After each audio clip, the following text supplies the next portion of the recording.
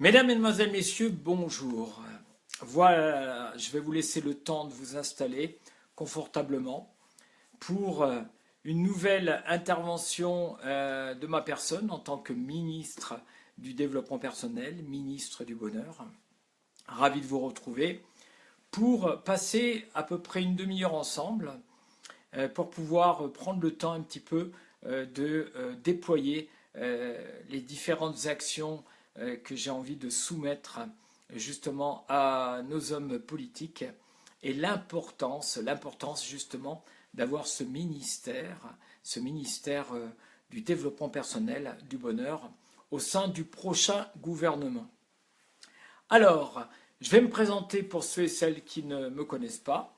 Je m'appelle Denry Angelo et je vais vous dire une chose, c'est que en fin de compte, j'ai déjà une voie un petit peu tracée par rapport à ce qui se passe là actuellement au niveau des élections présidentielles. Je vais vous dire pourquoi et je vais mettre un petit peu de légèreté avant de mettre un petit peu de profondeur. Eh bien, je suis né un 14 juillet. Donc ça, c'est la première des choses. Et la personne avec qui je vis, elle s'appelle Marianne. Donc ça veut dire que 14 juillet, Marianne, j'avais un petit peu l'obligation, si vous voulez, comme dirait un candidat, mes chers compatriotes, eh bien j'ai un peu une mission de vie. Alors, je suis conférencier, coach, je suis formateur en développement personnel et j'enseigne à l'université depuis 4 ans, à Annecy, à l'IAE, avec mes étudiants en Master 1 et Master 2. Et je remercie l'université car depuis 4 ans, eh bien, ils ont droit à des cours de développement personnel. Voilà, je vais en profiter pour dire bonsoir à ceux et celles qui viennent de rejoindre cette conférence. Bonsoir Philippe, bonsoir Caro. Alors, je suis passionné par l'humain sur toutes ses formes. En fin de compte, je pense que je suis né comme ça et ça s'est développé au fur et à mesure de l'avancement de mon parcours de vie. Il y a une quinzaine d'années, ça s'est vraiment précisé. Bonsoir Laurent. Ça s'est précisé en sachant que j'avais besoin de comprendre, d'aller beaucoup plus loin. J'ai beaucoup accompagné des équipes à travers différentes fonctions. J'ai toujours eu des équipes avec moi. J'ai besoin de comprendre le mécanisme de l'homme. Quand je dis l'homme, naturellement, j'inclus naturellement vous, mesdames. Mais j'ai toujours été passionné par la psychologie, par la philosophie, en sachant que je suis autodidacte. Et je me suis dit, il va falloir que j'aille un petit peu plus loin. Donc, j'ai commencé une formation il y a 14 ans maintenant, une formation en coaching. Et quand je dis une formation, c'est une véritable formation. C'est-à-dire que c'est minimum 14 mois, 15 mois. C'est un travail sur soi. Parce qu'à partir du moment où on veut accompagner les autres, former les autres, je pense que la première des choses et la première règle, c'est déjà de s'accompagner soi-même. C'est d'aller voir un petit peu où se trouvent nos problématiques, c'est régler ses névroses, c'est avoir un minimum d'autonomie, c'est de comprendre pourquoi on fonctionne d'une certaine façon,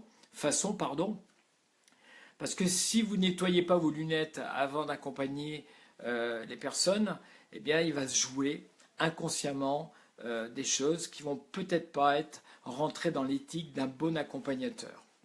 Voilà. Donc, depuis 15 ans, j'ai fait de nombreuses formations qui m'ont permis, petit à petit, pas à pas, eh bien, d'inscrire des outils, d'avoir des protocoles d'accompagnement. Mais au-delà de tout ça, c'est de voir comment fonctionne l'humain. Donc j'ai une marque maintenant qui s'appelle le stand-up coaching, avec lesquels je fais des conférences et je fais des séminaires. Il y avait un séminaire dont Cécile Flora, je vois qu'elle est présente, était présente donc sur cette journée d'accompagnement.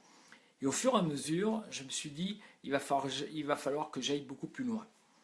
Et depuis eh bien, quelques mois, et plus précisément depuis 3-4 semaines, je regarde un petit peu ce qui se passe, car effectivement, dans quelques semaines, on va élire notre nouveau président de la République, avec tout ce que ça comprend. Et il se joue tellement de choses que je me suis dit, Mais où est la place un petit peu de l'homme là-dedans? Est-ce on laisse vraiment la place à l'humain? Donc, tout ce que je vais vous dire, j'ai pas de jugement, j'ai pas de critique et je vais pas prendre de parti, c'est pas le but. En fin de compte, le but, c'est que cette vidéo, ça puisse impacter nos hommes politiques. Et ce message est pour vous, en fin de compte. Ce message est aussi pour les médias, pour les journalistes, pour la télé, pour la presse, pour la radio. En fin de compte, ce message d'une demi-heure, c'est vraiment pour vous. Voilà. Alors, je vais essayer d'être le plus bref possible. C'est un exercice intéressant puisque je suis en face de ma caméra de mon smartphone. Je n'ai pas de journaliste, je n'ai pas de public. Mais je vais aller vers l'essentiel, en tout cas, de ce qui, moi, est essentiel et ce qui manque, je pense, dans tous ces discours, dans tout ce que nous entendons actuellement. Et je me dis, mais en fin de compte, il n'y a pas les fondamentaux. Donc il y a des très bonnes choses chez de nombreux candidats. C'est-à-dire que si on prenait le meilleur de chaque candidat, eh bien, je pense qu'on arriverait à quelque chose de vraiment sympa. Mais il y a quelque chose qu'on n'aborde pas, c'est comment fonctionne l'homme et comment évolue le monde à tous les niveaux. Et j'ai l'impression qu'on met la charrue avant les bœufs. Alors, pourquoi il est indispensable d'inclure le ministère du développement personnel? Alors j'ai mis développement personnel, je pourrais mettre le ministère du bonheur, je pourrais dire le ministère de l'homme, d'accord? En sachant que nous avons le ministère de l'environnement, on a le ministère de l'économie, on a le ministère des sports, on a le ministère des finances. Et pourquoi il n'y aurait pas le ministère, justement, du développement de la personne, de l'humain? Et je sais qu'en ce moment, l'humain prend de plus en plus de place. Je ne sais pas si vous avez remarqué, mais ça bouge. Le monde bouge. Le monde évolue. Il y a l'humain qui bouge. Il y a beaucoup de choses. Je vais vous donner quelques exemples, d'accord? Je ne vais pas me laisser emporter parce que je pourrais passer une heure. Puis dites-moi si vous recevez bien. En fait, je n'ai même pas vérifié. Si vous m'entendez bien, vous me mettez un 5 sur 5. Si vous me voyez bien, d'accord? Et puis n'hésitez pas surtout dans le chat, d'accord? Ou à me poser des questions pour que je puisse rebondir. Voilà, c'est vraiment important pour qu'il y ait vraiment une interaction. Et puis s'il y a un homme politique qui est présent, eh bien naturellement il est le bienvenu, ça sera avec grand plaisir que je partagerai avec vous. Le monde bouge, on va prendre l'environnement. Je vais vous donner des exemples précis parce que je pense que c'est ça qui est important. Vous savez, moi j'aime bien la précision. Regardez, il y a quelques années, on ne prenait pas compte de l'environnement. On n'avait pas le tri, d'accord? Maintenant, à peu près chaque ménage, on fait le tri. Et on va verser nos détritus dans différents containers. Ça n'existait pas il y a 20 ans ou il y a 30 ans. Et pourquoi? Parce que l'être humain est en train de prendre soin de sa personne. Premier exemple. Deuxième exemple, et celui-là, il est flagrant. Je regarde la télé, je vois des nouvelles pubs. Des nouvelles pubs qui mettent en avant une alimentation saine. Et en plus, ce sont des grands groupes. Donc ça veut dire quoi? Ça veut dire que l'être humain commence à vraiment prendre soin de sa personne et envoie des messages de dire on veut vivre différemment, on veut manger différemment, on veut qu'on nous écoute, on veut avoir de la considération. Et si je reste sur l'alimentation, eh bien il y a 30 ans, moi je me rappelle il y a 30 ans, le premier magasin bio de souvenirs, c'était La Vie Claire. Et maintenant, qu'est-ce qui se passe? Eh bien nous avons des milliers et des milliers d'enseignes qui proposent de l'alimentation bio. Ça veut dire quoi? Ça veut dire que le monde bouge. Ça veut dire qu'il y a une évolution de la personne.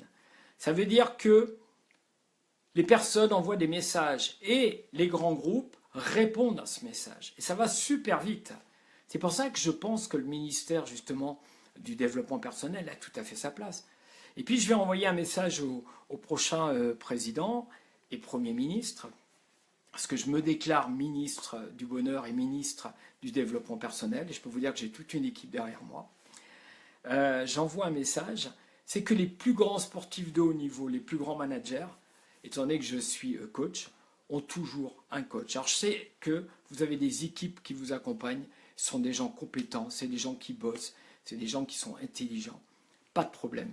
Moi, on a toujours besoin d'une personne justement qui ne vienne pas qui ne viennent pas de ce monde politique, ce qui est mon cas, pour avoir un regard, pour sortir du système, pour avoir un regard différent sur ce qui se passe et pour pouvoir amener un petit peu de fraîcheur, quitte à vous rentrer dedans un petit peu pour faire avancer justement les choses différemment. Voilà pourquoi c'est important qu'il y ait ce ministère, et même si c'est pas moi, enfin je vais tout faire pour que ça soit moi, le plus important pour moi c'est que ça bouge et que ça avance. Alors je continue. On a vu l'alimentation, on voit tiens les entreprises par exemple, l'entreprise libérée, d'accord. On voit que les startups sont en train de bouger. On voit il y a des personnes qui sont salariées, d'accord, à la hauteur de 2000 jusqu'à 3000 euros et plus. Et leur job, c'est juste d'amener du bien-être et du bonheur dans l'entreprise. C'est une réalité, d'accord. Tout ce que je vais vous donner, ce sont des réalités. Donc je ne suis pas dans le monde des bisounours, d'accord.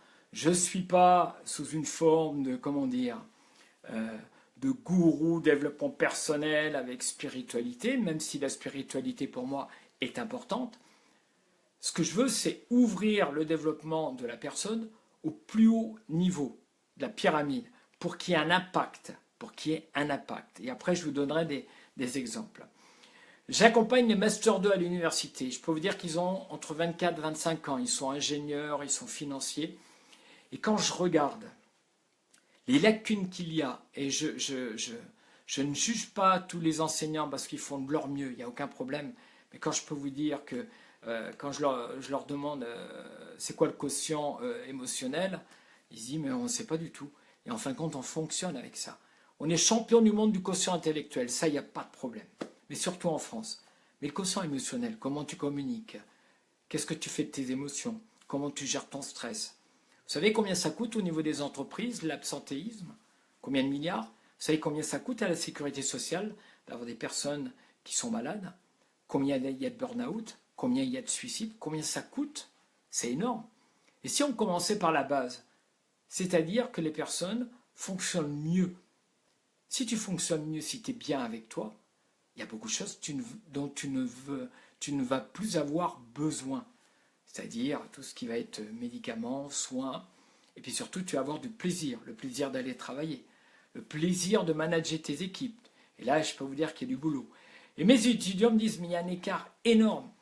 Et ils arrivent sur le marché du travail, et naturellement qu'ils vont amener cette fraîcheur, et ils vont manager complètement différemment. Alors l'homme est bon, moi je crois profondément, l'homme est bon, et les Français sont de bonnes personnes. Alors je ne suis pas en train de vous draguer les Français, d'accord, mais je le pense vraiment, vous voyez, il y a une authenticité émotionnelle là. Vous êtes bon parce que je sais que vous êtes courageux, parce que je le vois, parce que vous faites tout pour que ça fonctionne. Et quand vous râlez, c'est que derrière ces émotions, quand on râle, c'est qu'on ne respecte pas vos valeurs. Et vous faites respecter vos valeurs, et c'est normal. Mais je pense qu'il y a tout un travail en amont qui permettrait effectivement d'éviter bien des conflits. Et on aurait une meilleure productivité et rentabilité à tous les niveaux. Je ne sais pas ce que vous en pensez, mettez-moi des petits chats pour voir un petit peu. On est champion du monde justement de ce quotient intellectuel. On a besoin des deux, du cerveau gauche et du cerveau droit. Mais par contre, on n'est pas allé à l'école du cerveau droit. D'accord? Je vais vous donner une métaphore, une image. Ça veut dire quoi? Ça veut dire que, tiens, on va dire, je vais saluer Michel Destruel, qui doit être au Mexique, qui lui aussi est un formateur et un coach très puissant et qui est dans la nouvelle économie. Salut Michel. Je vais prendre le permis de conduire. Est-ce que vous vous rappelez quand vous avez pris vos premières leçons de conduite? Vous vous rappelez? Comme c'était la panique totale, d'accord? Frein, embrayage, clignotant, rétroviseur intérieur, rétroviseur extérieur. Comment je fais pour avec l'embrayage et puis l'accélération?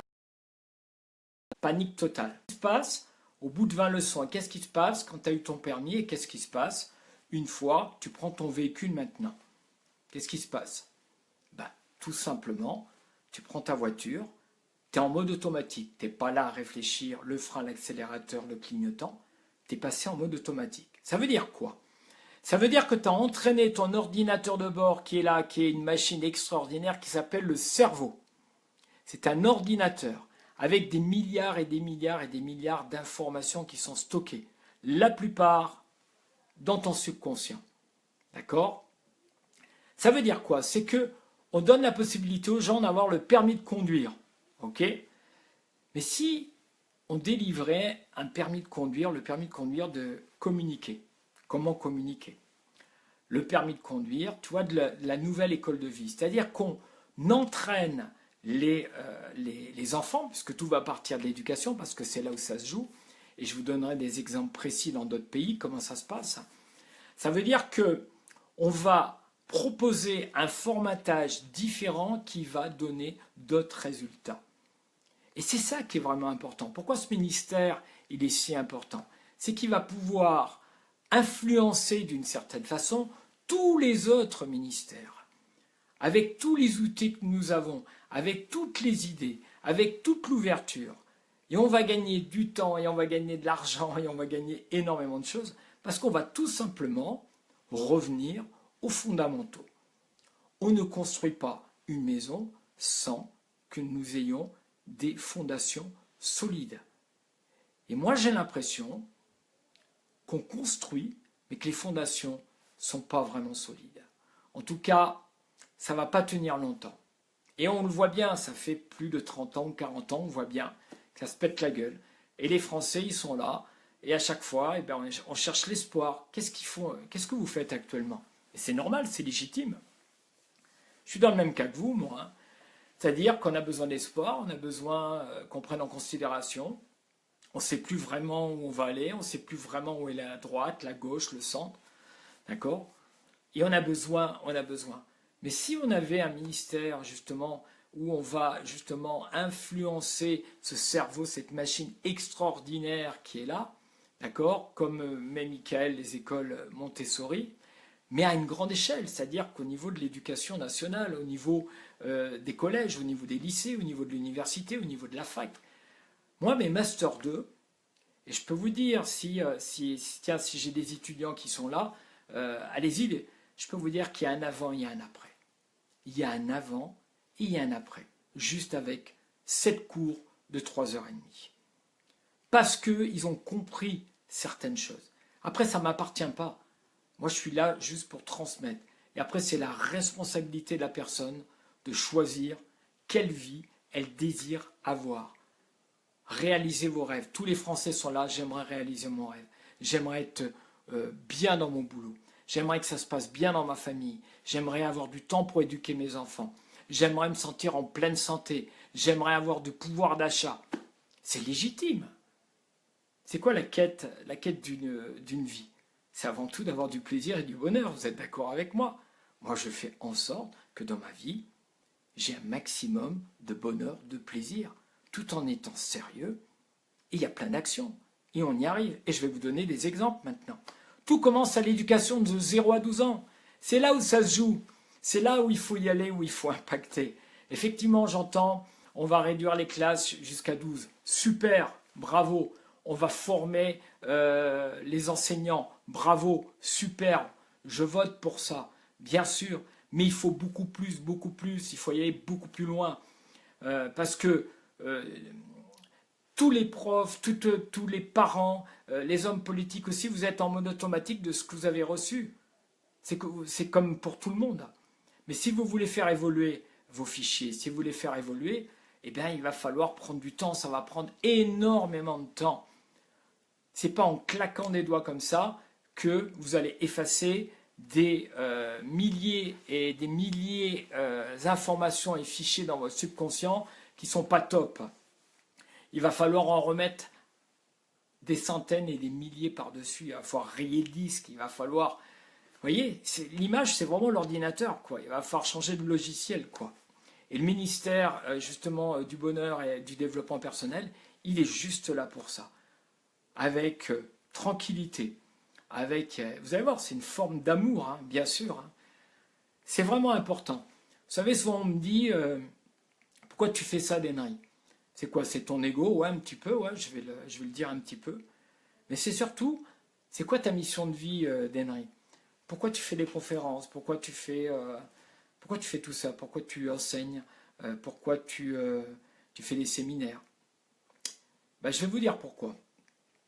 Parce que quand je vois l'évolution de ceux et celles qui participent, et que ça soit aussi avec mes camarades qui sont formateurs, qui sont coachs, qui vont se reconnaître, quand on voit l'évolution de ces personnes, et qu'on se dit, souvent on est entre nous, on se dit, mais t'imagines un petit peu, c'est qu'au lieu de toucher des milliers de personnes, si on pouvait toucher des dizaines de milliers, des centaines de milliers, 1 million, 5 millions, 10 millions, à votre avis, qu'est-ce qui va se passer derrière? Ben, on aura une France différente. On aura une France positive. On aura une France respect. Et on pourra mettre effectivement liberté, égalité, fraternité. Ça aura tout son sens. Je continue. Si on est en haut de la pyramide, pourquoi ministre? Parce que si on est en haut de la pyramide, comme je vous l'ai dit tout à l'heure, on va toucher un maximum de personnes. Et c'est le but. C'est comme ça que ça se passe.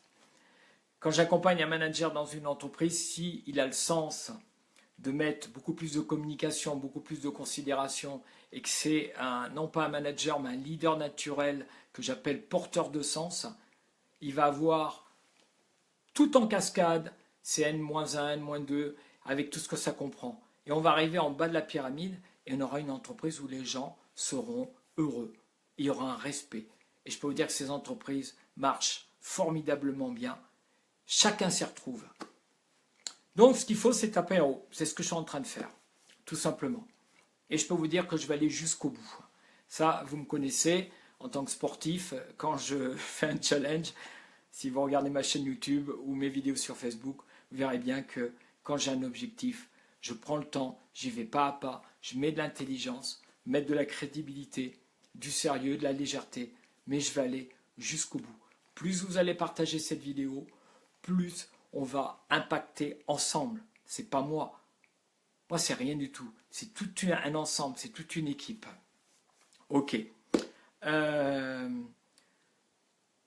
cerveau, c'est un muscle. Au même titre que quand tu fais du sport, d'accord? Eh bien, quand tu veux augmenter tes performances, tu vas t'entraîner. Tu vas augmenter tes performances au niveau de ton cerveau, au niveau des compréhensions des modes de fonctionnement, des comportements, des attitudes. Ben, il va falloir t'entraîner. C'est illusoire de croire, parce que tu as fait une conférence, parce que tu as fait un séminaire, que tout va changer comme ça. Moi, je suis complètement honnête avec ceux et celles. Je leur dis toujours à la fin, si tu ne t'entraînes pas, tes automatismes vont automatiquement prendre le dessus. Parce que le subconscient, tu vois, le subconscient, le volume du subconscient, c'est ça. Le conscient, tu vois, c'est ça, c'est tout petit. C'est le subconscient qui généralement, si tu n'as pas les outils nécessaires, qui vont te diriger ta vie. Tu réagis les actions présentes par rapport à ton subconscient. C'est pour ça que c'est important que dès le départ, on ait des informations positives. Je suis un homme positif. C'est compliqué moi aussi, comme vous des fois dans ma vie. Mais j'ai les outils nécessaires pour transformer ça. Et si on met ça au plus haut de l'État, au niveau du gouvernement, ça change radicalement les choses, la vision du monde et les actions qui vont avec. Tout va bien? Vous êtes toujours là? Super, très bien. Mettez-moi un petit peu des questions pour savoir un petit peu, si je peux répondre à vos questions. Alors vous savez, ça fait 25 minutes, hein, je vais essayer de rester dans les temps, d'accord? Vous savez à combien on est au niveau mondial? Vous savez, il y a un classement mondial de savoir les pays les plus heureux du monde. Ben, je vais vous dire à combien on est. On est à la 35e position. 35e position. Vous voulez savoir quels sont les pays, d'accord, qui sont devant nous? Ben, dans le classement, dans les 5 premiers, c'est toujours les pays scandinaves. Alors, des fois, c'est le Danemark, des fois, c'est la Suède, des fois, c'est la Finlande. Toujours, depuis 20 ans.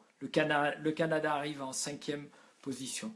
Nous sommes en 35e position. Je vais être un petit peu direct, un peu pas vulgaire, mais ça me fout les glandes. Je veux dire, ça me fout les glandes, je vais vous dire pourquoi. Parce qu'on est un des pays les plus beaux du monde. On est le pays le plus visité, d'accord, et on est le pays où on consomme le plus d'antidépresseurs. C'est quand même dingue, ça, quand même. Ça veut dire quoi? Ça veut dire qu'il y a un mal-être intérieur. C'est ça que j'en vois vraiment aux hommes politiques. Il y a un mal-être intérieur. Si tu ne soignes pas ce mal-être intérieur, tu auras beau construire, tu auras beau faire des choses, c'est bien, je dis que c'est bien, mais c'est pas suffisant. Parce que tu n'as pas réglé le fond. Tu n'as pas réglé le fond, tout simplement. On a un pays merveilleux et les gens prennent des cachets parce qu'ils ne vont pas bien. Ils font des burn-out, ils se révoltent, il y a des conflits. Alors à votre avis, c'est quoi qui est prioritaire? Je vous pose la question. Qu'est-ce qui est prioritaire en fin de compte? Pourquoi il y a des pays comme la Suède ou le Danemark qui se portent super bien? Même si des fois il y a des petites dérives, ça fait partie, c'est normal. Tout simplement parce qu'ils ont mis en place une éducation, ça part des enfants, et puis quand les enfants grandissent, ils deviennent adolescents, puis après ils deviennent adultes, puis après ils deviennent chefs d'entreprise, et puis après ils deviennent des élus. Mais depuis tout petit, ils ont appris le respect et la valeur des choses, avec tout ce que ça comprend. Et ça donne quoi? Ça donne un pays, d'accord, même s'ils n'ont pas beaucoup de soleil, même s'il fait froid, où il fait bon vivre. Tout simplement. Donc ça veut dire que ça fonctionne, que ça marche. Et c'est pas loin de chez nous, d'accord? Si on prend le Canada, ça fonctionne. Moi, j'ai pas eu encore l'occasion d'aller au Canada, mais les personnes que je connais, les personnes avec qui je partage, ils dégagent une joie, ils dégagent un bonheur, de la fierté, ils dégagent vraiment un truc complètement différent. Est-ce qu'il y a ça autour de chez toi en France? Il y a, heureusement qu'il y a ça un petit peu, mais pas suffisamment. Il y a surtout des gens qui râlent, il y a surtout des gens qui jugent, il y a surtout des gens qui critiquent. Il y a des gens qui ne se responsabilisent pas, parce que peut-être qu'on ne les accompagne pas suffisamment, et surtout parce que pendant des années et des années, ils ont reçu de la critique dans leur ordinateur, et ils fonctionnent là-dessus. Moi, je vais vous dire une chose, ce serait vraiment bien qu'on reprenne un petit peu justement les choses depuis le début, et au niveau justement des enfants, des adolescents, et puis après ils vont devenir parents, donc ils vont éduquer leurs enfants différemment. Ça serait pas mal, ça. Donc je pense que le ministère, justement, du développement personnel, vous l'appelez comme vous voulez, du bonheur, de la personne, a vraiment sa place. Je ne sais pas ce que vous en pensez, mettez-moi un petit peu, que je vois un petit peu vos retours. Et je vais vous donner un autre exemple précis. Le Bhoutan, c'est un pays où il y a quelques millions d'habitants, c'est coincé entre l'Inde et la Chine, c'est dans l'Himalaya. Et depuis 20 ans, d'accord, ils ont mis en place justement toute une philosophie, des actions bien précises. Vous savez que nous avons le PIB. Le PIB, c'est le produit intérieur brut. D'accord? Et eux, ils ont inventé depuis 20 ans, une vingtaine d'années, le BIB, le bonheur intérieur brut. Le bonheur intérieur brut. Et si on mettait aussi le bonheur intérieur brut au niveau de la France, du prochain gouvernement, au niveau de ce ministère, avec des actions précises. On va respecter la nature, on va respecter l'école, on va respecter les religions aussi, on va respecter l'alimentation, on va respecter tout ce qui nous entoure en fin de compte. Qu'est-ce qui se passe?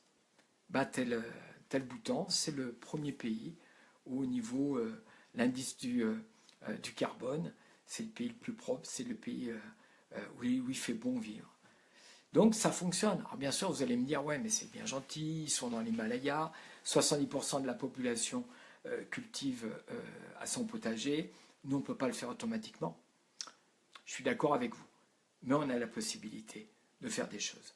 Si on reste juste sur nos acquis et qu'on n'a pas envie de bouger, on aura la réponse. Si maintenant tu as envie de bouger différemment, tu peux le faire. Tout est possible. Tout est possible. Il faut juste le décider. Et mettre effectivement les réformes appropriées pour se donner les moyens justement de ce changement. Bien sûr que ça ne va pas être facile. Bien sûr qu'il y a des gens qui vont râler. Bien sûr qu'il y a des gens qui vont... Vous savez pourquoi? Parce qu'on va sortir de notre zone de confort. Et le cerveau, il adore le confort. Il adore ça. Et dès qu'on l'amène sur cette zone de l'inconnu, il freine. Mais il freine parce qu'il a peur. En fin de compte, c'est toi qui as peur. D'accord? Et tu préfères rester dans quelque chose qui peut-être n'est pas confortable, mais au moins tu sais avec qui tu fonctionnes et comment tu fonctionnes. Mais à un moment donné, il y a des choix à faire dans la vie. Et le choix à faire, c'est de dire, il faut qu'on évolue. De toute façon, on n'a pas le choix. La vie nous pousse à ça, vraiment. Et puis je vais finir avec le système de valeurs. J'écoute les différents hommes politiques et on revient justement souvent par rapport aux banques, par rapport aux grands groupes, par rapport aux actionnaires, par rapport à l'économie, par rapport à la mondialisation, d'accord? Et je me dis, qu'est-ce que nous pouvons faire? Parce que les banques, on les aura toujours. Les grands groupes, on les aura toujours. Il ne faut pas croire que d'un seul coup, on va tout faire sauter ça comme ça. En tout cas, ça, c'est mon avis, d'accord? Je ne pense pas. Par contre, il y a quelque chose que peut-être nous pouvons proposer. Et ça, je parle directement, justement, aux responsables de grands groupes, aux hommes politiques et puis aux banques, d'accord? Parce qu'effectivement, les banques ont un point important dans l'économie. Il y a juste une chose à faire, en fin de compte. Alors, vous allez me dire peut-être que je suis un idéoliste, oui, enfin, vous m'avez compris. Il suffit de changer le système de valeurs.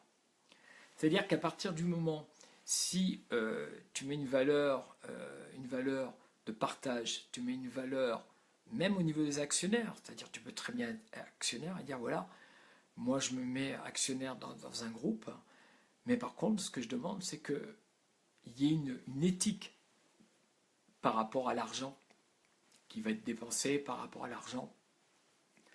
Et je pense que le truc il est là en fin de compte. C'est qu'à partir du moment où on va changer le système de valeurs, tout va bouger derrière. Donc j'invite vraiment les banques, les grands groupes à changer ce système de valeurs. Ceux qui ont vraiment de très grosses responsabilités. Je vous pose la question, et je le dis d'homme à homme, les yeux dans les yeux. Je vous dis, ok, vous allez gagner encore plus d'argent, encore. Mais en fin de compte, c'est quoi la finalité de tout ça?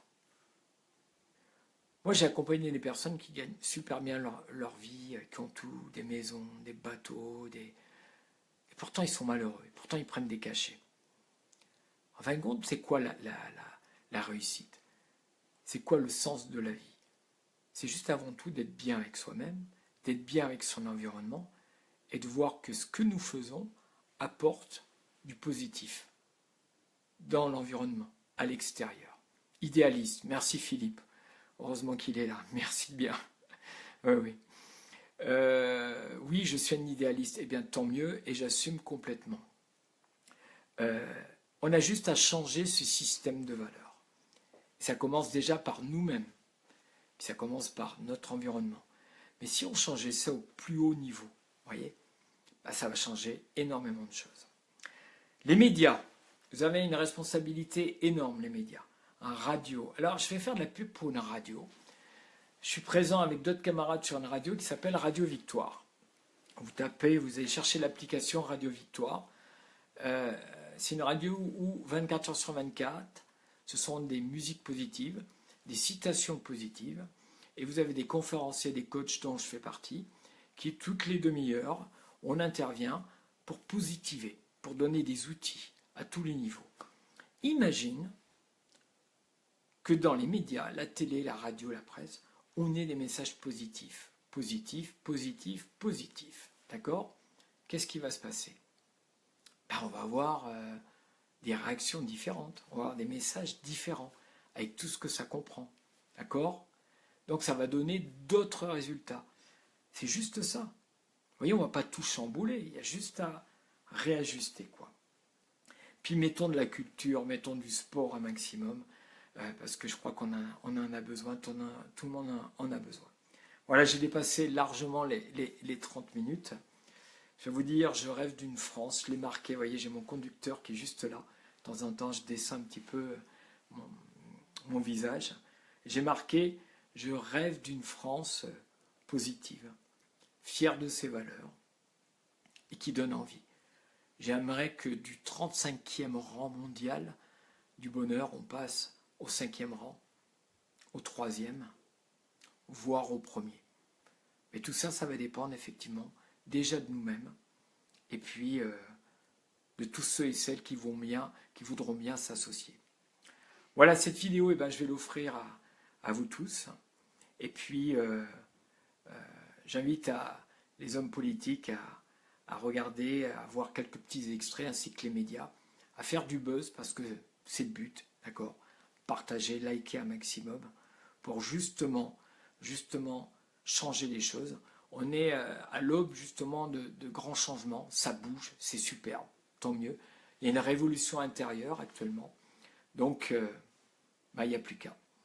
Donc je suis à votre disposition, que ce soit les différents médias, que ce soit certains, je dis bien, et vous avez vu pour l'instant j'ai nommé personne au niveau politique, volontairement, parce que ce n'est pas le but, mais j'ai ma petite idée quand même derrière la tête. Donc je vous invite à réfléchir un petit peu par rapport à tout ça. Je vous souhaite une très bonne soirée, une douce soirée, prenez soin de vous, soyez heureux, continuez à évoluer, travaillez sur vous-même, au plaisir de vous retrouver à travers séminaires, conférences ou autres, et soyez heureux. Voilà, bien écoutez, c'était le ministre du Développement personnel, du Bonheur. Au plaisir de vous retrouver. Je vais régulièrement, avant les élections, bien faire des petits Facebook en live comme ça, pour prendre un petit peu la température jusqu'à ce que ça rentre au plus haut niveau et pour qu'on puisse s'offrir de merveilleuses choses. Soyez heureux et merci.